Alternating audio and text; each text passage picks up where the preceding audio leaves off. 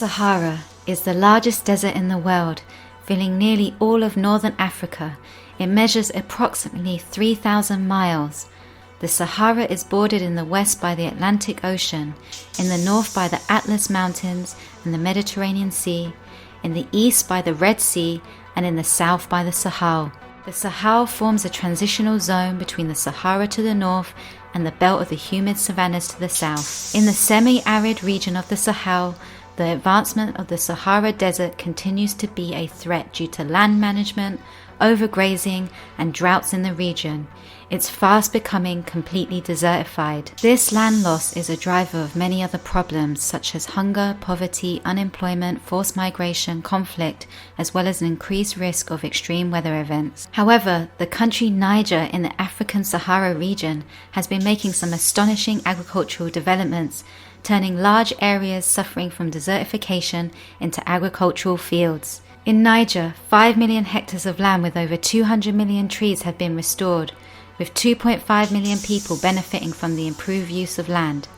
This transformation can be called a major accomplishment for any country, especially when a country only receives an average of 6.5 inches of rainfall a year.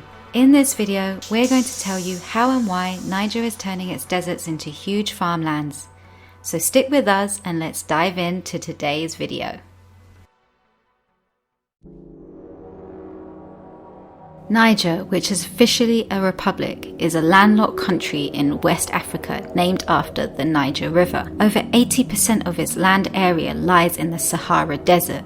Those trying to grow crops in the Sahel region are often faced with poor soil, erratic rainfall, and long periods of drought. Farmers faced significant tree losses in the 1970s and 80s as a result of drought, the expansion of cropland, and human pressure. Because few trees remained on the fields, farmers often witnessed their newly planted crops being destroyed by the wind erosion.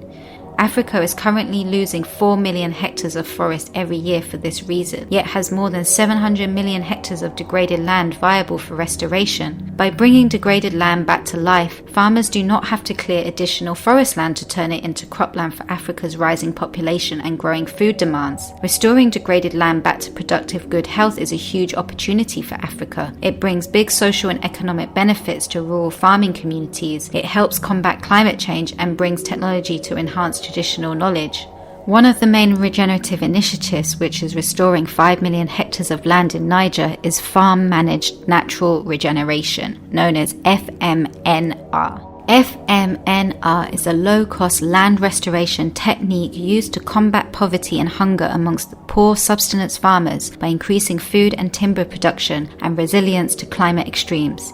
FMNR increases the productivity and resilience of crop fields and pasture lands in the challenging growing conditions of Africa's Sahel. It is a technology that has proven amongst the most transformative of all. FMNR started in 1983 in Niger, pioneered by Tony Ronaldo, an Australian agronomist, who is widely known as the forest maker. Having lived and worked in African countries for several decades, he has discovered and put into practice a solution to the extreme deforestation and desertification of the Sahel region. FMNR is a form of coppicing and pollarding, drawing on traditional practices and sensitive to the local variations. By choosing the right plants and pruning and protecting them in a certain way, farmers can help them grow into trees.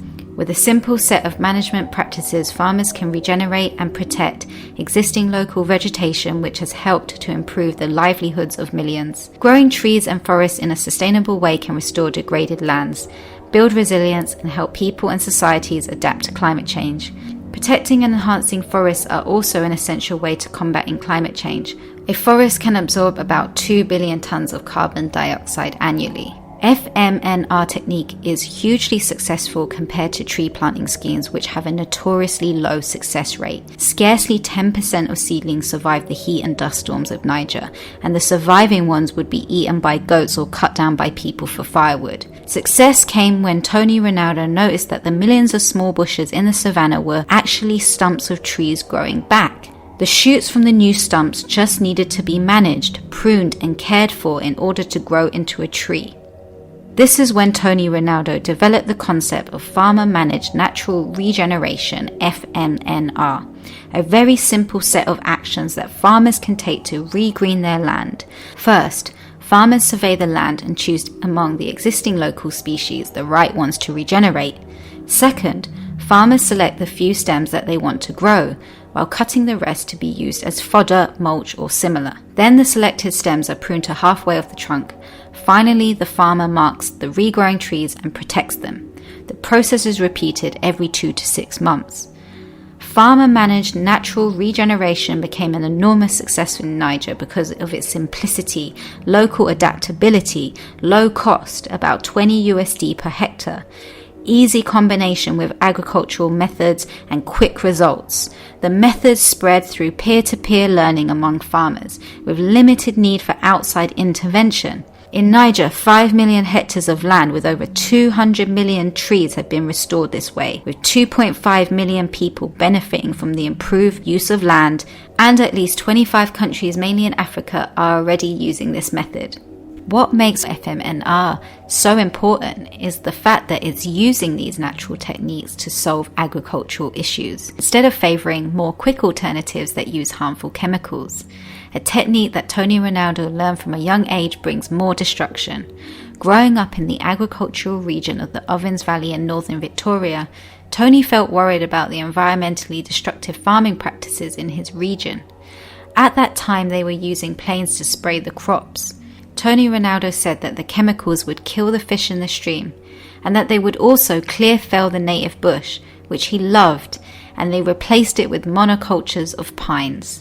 It's this unique experience that enabled Tony to search for natural solutions when attempting to regreen the desert, which creates long-term food security, abundance and wealth for the local people, instead of reaching for short-term quick rewards with chemical pesticide use that ultimately causes more destruction in the long run.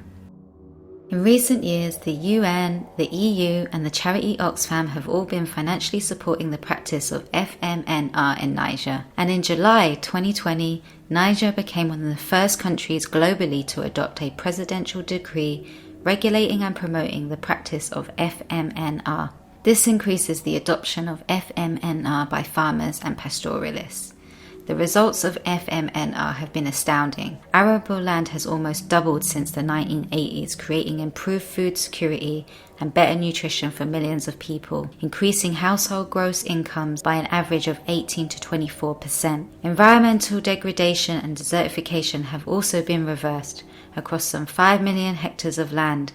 Tree density has 10x since its all-time low in the 1980s. Around 200 million new trees have grown, with a production value of over 260 million. It's no surprise that this innovative yet simple technique is spreading all over Africa and making positive changes to the environment and the people who live there. That's it for today. If you enjoyed this video, make sure to smash the like. If you want more content like this, then hit the subscribe button